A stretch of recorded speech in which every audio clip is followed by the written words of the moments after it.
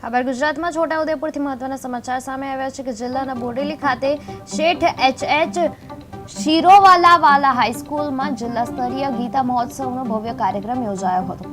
ગીતા જયંતિના પાવન અવસરે જિલ્લા પ્રશાસન અને જિલ્લા શિક્ષણાધિકારી કચેરીના સંયુક્ત ઉપક્રમે આયોજિત આ મહોત્સવમાં અનેક શાળાઓના વિદ્યાર્થીઓ, આચાર્યો અને અધિકારીઓની વિશાળ ઉપસ્થિતિ રહી હતી।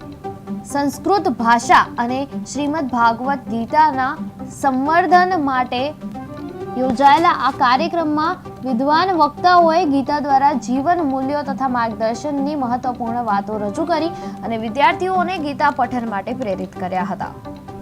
ગીતા મહોત્સવના કાર્યક્રમ ખૂબ સારી રીતે એસએસ વિદ્યા મંદિર બોડેલી ખાતે શિરોલાવાલા હાઈસ્કૂલ ખાતે સંપન્ન કરવામાં આવ્યો।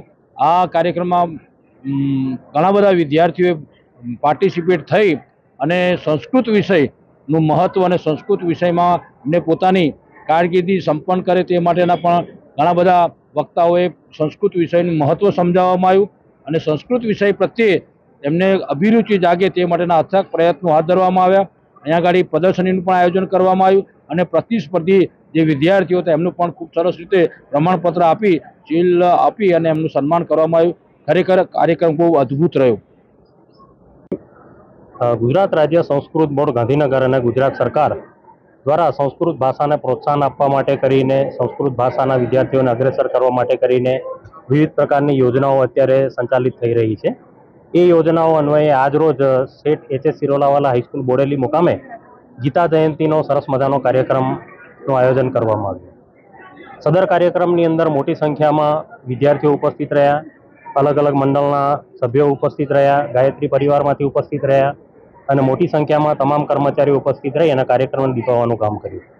સદર કાર્યક્રમની અંદર સુભાષિત કંઠપાઠ યોજનાના જે પ્રતિભાગી વિદ્યાર્થીઓ હતા એ પ્રતિભાગી વિદ્યાર્થીઓને ઇનામો આપી જે આ મહોત્સવ છે એ બોડેલીની શેઠ એચ શિરોવાલા હાઈસ્કૂલમાં આજે ભવ્ય રીતે ઉજવાયો અને ભગવદ્ ગીતા કંઠસ્થ કરનારા, સુભાષિત કંઠસ્થ કરનારા બાળકોને ઇનામો આપવામાં આવ્યા, પ્રોત્સાહિત કરવામાં આવ્યા અને આજનો જે વિષય રાખવામાં આવ્યો કે ભગવદ્ ગીતા અને માનવ જીવન, તો સૂત્ર છે કે ભગવદ્ ગીતાનો સાર જીવનનો આધાર, અહંકારોનું વિસર્જન અને જીવનનું પ્રાગટ્ય એ જે કાવ્ય છે એ શ્રીમદ ભગવદ્ ગીતા છે। ભગવદ્ ગીતા છે એ બાળકો, યુવાનો, વૃદ્ધો સૌને માટે છે। હું તો કહીશ કે આર્ટ્સ, કોમર્સ અને સાયન્સ, કારણ કે આઈન્સ્ટાઈનથી લઈ અને સંતો અને નેતાઓ, સ્વાતંત્ર્ય સેનાનીઓ, ક્રાંતિકારીઓ આ બધાને જ પ્રેરણા આપનારા જે ગ્રંથ તરીકે શ્રીમદ ભગવદ્ ગીતાને યાદ કરવામાં આવે છે। આજે